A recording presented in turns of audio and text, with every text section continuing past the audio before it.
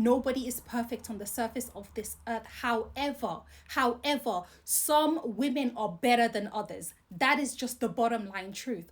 Assalamu alaikum all, welcome back to my channel. I pray that you are all in the best of health and iman. If you are new, welcome. My name is Nafisa. I am a Muslimah life coach and I support Muslim women with relationship and mental health issues.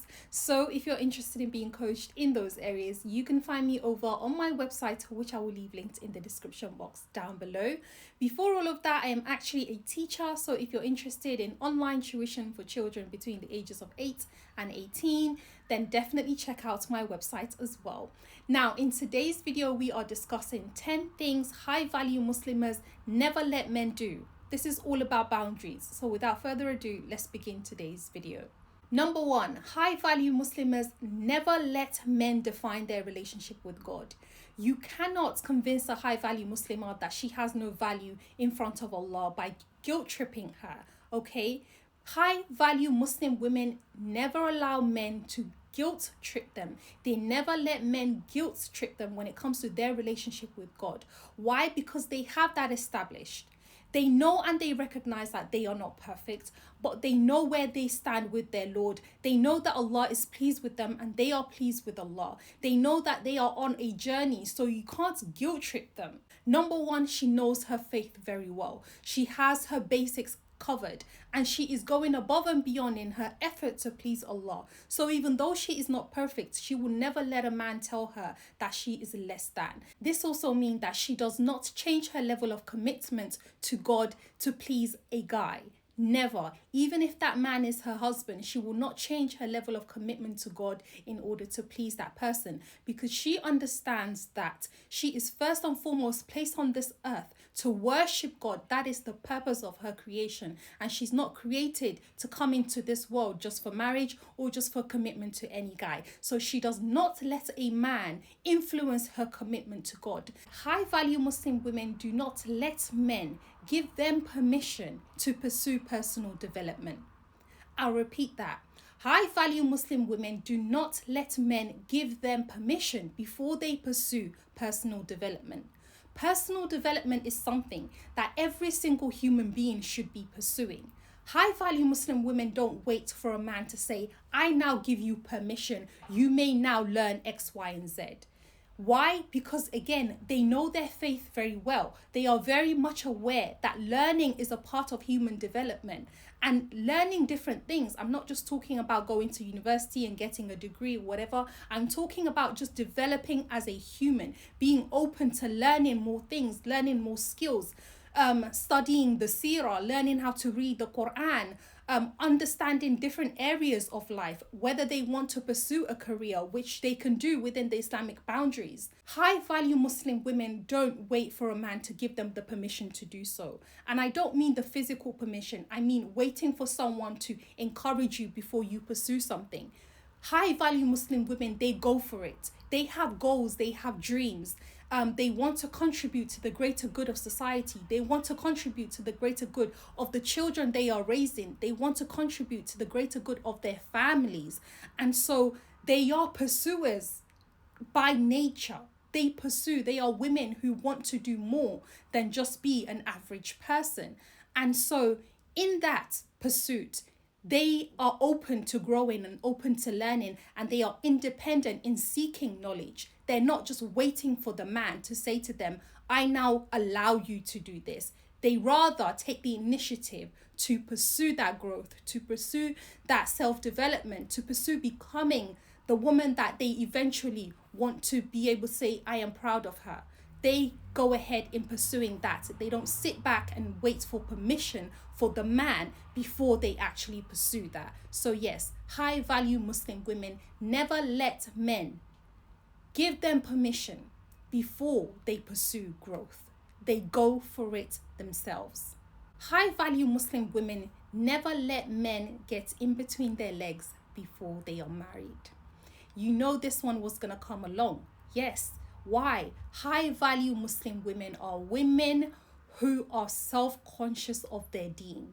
They are not women who just give themselves off to any body that just comes around, okay? And so my point here is high value Muslim women, they don't let men pressure them into doing this act just to please them, because they know that in pleasing the man they are displeasing Allah, and pleasing Allah always comes number one for high value Muslim women. They please Allah and Allah is pleased with them. That is why they hold such a high status with their Lord. And let me tell you, nobody is perfect on the surface of this earth. However, some women are better than others. That is just the bottom line truth. Why? Because they work so hard in fighting their nafs, because they work so hard in improving themselves, because they are patient during hard times, and even though it's difficult, they depend on Allah. That is what takes them on a high ranking. And so some women just outdo others. And if we want to be on that high level where our righteous predecessors, where they were, the likes of Khadija, the likes of all of the wives of the Prophet Muhammad sallallahu alaihi wasallam, the wives of the people like the wife of Fir'aun, people like Maryam, if we want to reach these high levels, we have to display the behaviors that these women displayed in order for us to even come near. We can never be at their level, but in order for us to even come near, we must be strong women. We must be chaste women. We must learn to control our desires of this dunya in order for us to reach that high level. And so high value Muslims only allow for this physical intimacy to happen within marriage, and they learn to self-control. They learn to self-regulate. They learn to hold back. And yes, it's hard because we're human beings and we have needs. But they learn to control the little events around them, so they never allow themselves to get to the point where they find themselves weak and they find themselves giving in. So high value Muslim women never let men in between their legs before marriage. It doesn't happen. A high value Muslim woman would never let a man come between her and her family. Did I not just speak the truth right there? Let me tell you something, sisters. As women, we get married. Inshallah, you will all get married. And one day you will come to realize that despite the fact that you love your husband, the love that you have for your family also exists. And the bottom line is, before your husband was your parents, before your husband was your family members that Allah subhanahu wa ta'ala chose for you. And as imperfect as they are, they are still your family. Your parents are still your parents. Your siblings are still your siblings before the husband. And so as great of a responsibility that the husband is given when he marries you, at the end of the day, as a high value Muslim woman, you are never to forget where you came from. You are never to forget the people who were there for you when you were nothing, when you couldn't speak, when you couldn't walk, when you couldn't talk, when you couldn't feed without them. It's not now that you marry a man and you forget your parents. You forget your siblings. You forget your friends even because, I'm in this bubble of marriage. Don't do that. It's a mistake a lot of women do. But high value Muslim women, they don't let a man come between them and their families, because they give their families the respect that they need, the love that they need. And then they also give to their husband the husband's rights.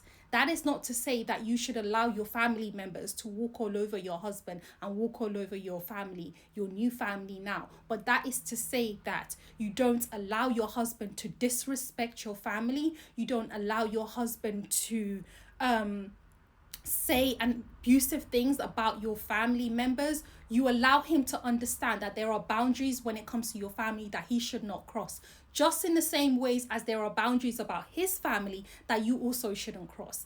But high value Muslim women understand that they would never let a man come between them and their families. As long as their family are respectful to their marriage also, they will also give equal respect to their family members. Again, that does not mean you should allow family members to come into your marriage and ruin it, to abuse you and to treat you badly, and you should put up with it because they are your family. No, your family members need boundaries as well. But you should understand that first there was your family, And even if the man is to leave you, you will still be part of that family. And that should show you how important your family is and should be to you whilst you are a married woman. So high value Muslim women never let men come between them and their family, period. Number 6, high value Muslim women never allow men to cheat and then come back in like nothing happened without any consequences. No, no, no, no, no. They don't allow it. Why? Because they have self-respect. Okay? They have self-respect. Anybody can make a mistake once, but once that mistake starts to repeat itself, it becomes a conscious choice that you're choosing to do. And when you keep allowing a man who is constantly cheating to come back into your life, the message you send to that man is, I don't value myself, I have no self-respect. You can do the worst to me and I will still take it. And after a while, he gets used to it. He's like, I would cheat and she will take me back. I just need to treat her this way, that way, and the other. Where is she going to go? She has no choice. She has to put up with me now. And so your self-esteem continues to get eaten and eaten and eaten until you are down to 0. High value women have boundaries. Because they have boundaries and because they have standards, they refuse to keep taking rubbish. There is a point where enough is enough. And that is not the point where they are completely broken. A high value Muslim woman would give you a couple of chances. And after that, when you begin to show that nothing about your behavior is showing change, they will kindly allow you to move on with their lives so they can maintain their sense of peace. And that takes me on to number 7. Number 7 is a high value Muslim woman never lets men disturb their peace for too long. Yes, we all know that we're going to get annoyed by one another and that other people will annoy us at times, and that is okay. But when a man begins to disturb her level of peace to an extent where she begins to suffer from depression, she knows that this relationship might be on its way out. And she is okay and comfortable with allowing it to be on its way out before it becomes too toxic for her to manage. High value Muslim women don't let men treat them like trash and drag them on the floor until they can take no more. They don't allow themselves to get to that point. They take what they can take. Why? Because they understand their purpose in this world. They know what they bring to the table. Why? Like I said before, they've been working on self-growth. And so when a man insists on being a problem in their lives and bringing them sadness continuously, they don't mind letting that go. Number 8, high value Muslim women never allow a man to make them feel responsible for the upkeep or the provision of the family. No, she doesn't allow a man to do that because she is secure in her femininity. She understands her role in the family.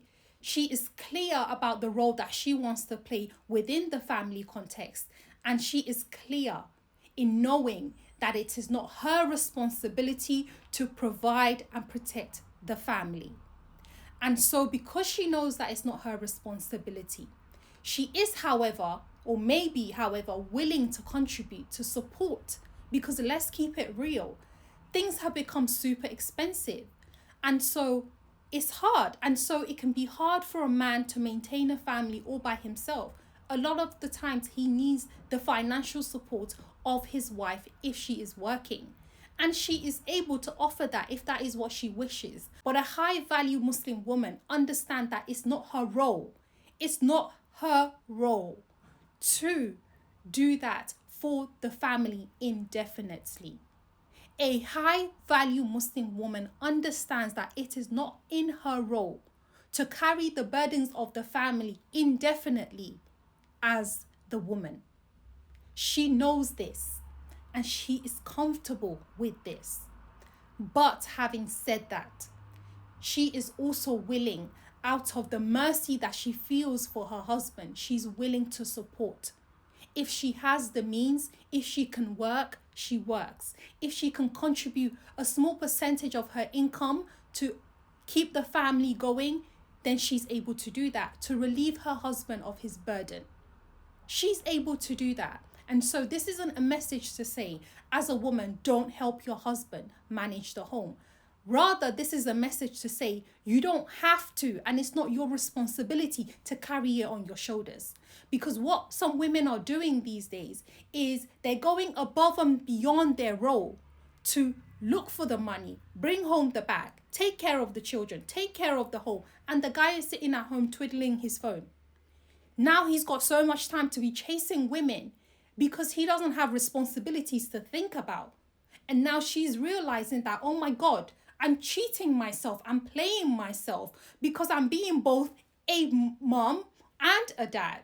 Or I'm being both a wife and a husband. And wait a minute, I don't want to carry all of this on my own. Why isn't my man being manly enough and carrying the burden that he's meant to be carrying? So women, we need to take it easy on ourselves, especially wives. Because if you're going to be a wife that's going to provide, you're also going to take care of the children. You're also going to take care of the home. And then in the night, he also wants you to fulfill your duties as a wife to him. You are going to wear yourself out. You're going to absolutely wear yourself out. And so high value Muslim women know how to strike a balance.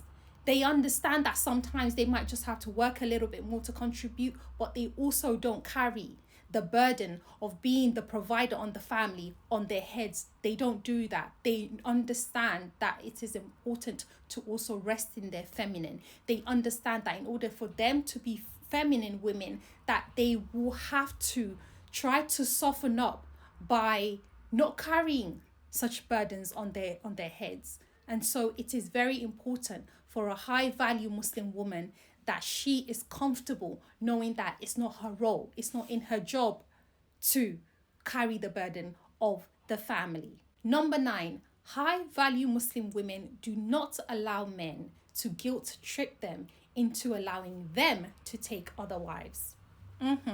Yes.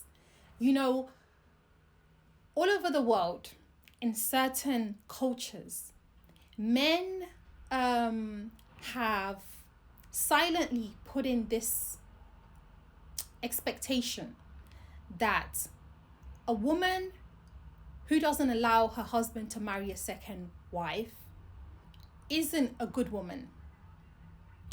And a lot of people in society will look down upon the first wife or the previous wives if they or she doesn't allow her husband to marry other women. High value Muslim women don't allow men to make them feel the pressure for them to have to allow him to take on more wives. It is your right to decide if you don't want to be in this type of a relationship. It is not forced. Allah does not say that if you don't allow your husband to marry a second wife, then you are a bad woman, or that you're going to hell for it, or that there is a specific punishment for you not allowing your husband to take another wife. He also has the right, I must say, to take a wife, whether you agree with it or not. But that is a topic for another video, because doing it without your wife's permission or without her input can create so much problems that you're probably on your way to losing that relationship if you decide to go down the route of doing it without telling her. But high value Muslim women don't allow men to guilt trip them because they are comfortable in their choices about what they choose to be a part of. And if they don't want to be a part of polygamy, then that is okay. That is their choice. That is a right Allah has given them. And men cannot take that right away from a woman, just like a woman cannot take that right for a man to marry multiple wives. So at the end of the day, it's all about her decision, and she's comfortable making her decision. And even if people are going to criticize her, how dare you not allow your husband to take another wife? She knows that it is her right, and she's comfortable living in that. And that concludes the 10 things high value Muslim women never allow men to do. So I hope you guys have enjoyed the video. If you have, definitely give me a thumbs up. What did you think about some of the points that I've made? I'm sure that there are a few more things that I could say in this video, but we'll leave it there so we're not here all day. Give me a thumbs up. Definitely share this video with other Muslimahs, and let's continue the conversation in the comment section down below, inshallah. Thank you guys so much for watching. If you haven't seen this video about femininity, definitely make sure you check it out, and I'll see you guys over there, inshallah.